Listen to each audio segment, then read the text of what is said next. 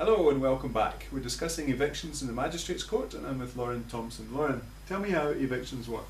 Hi Doug. Evictions are very difficult because there's a lot of laws that are protecting people that we call squatters. Squatters' rights. An eviction is a separate matter that is usually argued and asked for in the same time as arrears rental. Oh, okay. Even for commercial and But domestic? yes. Right. So you can proceed on only the arrears and only the eviction. It can Right. split later on. Right. So you must remember to keep the two very separate in your mind, Right. because sometimes you lose your eviction or you lose your arrears rental on your arguments. Right. With eviction, you need to have a 4-2 notice. Right. And what that is an ex parte application before the court, where the court authorizes the service means to the client Right. of the eviction order.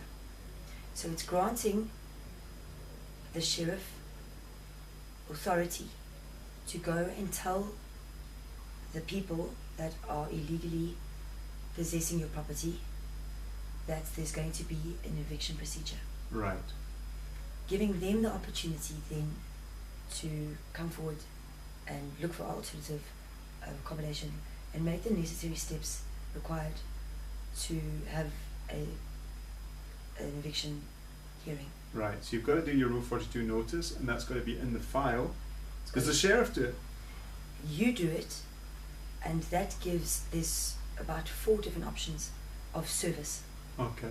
that can be followed by the sheriff Right. in order to get the eviction notice application Right. through. So if your 4-2 notice is not served, Hmm. when you get to your trial for your arrears rental and eviction, you can rule on the arrears rental, Right. but your entire procedure is stale Right. because you still have a client that's living in your house that you cannot evict. Right. And when you come to court, how long does this procedure generally last? It can be an entire day. Right. And is it an application or is it an action? Is it trial? It's a trial. And you've got witnesses and so And on. that's where it gets sticky because it's an application that starts. Right. But because you're going into a trial, it splits. So we can Ah. rule on arrears rental then and there, and that's fine. That's based on your papers. You have you sent them your statements. They haven't paid. That's argued on paper. Right. But when it comes to the eviction part of it, you are affecting someone's rights, living rights and human rights. So it splits into a trial. So it's quite a fun case to do, Right. and it gets very interesting because of the formalities that are involved.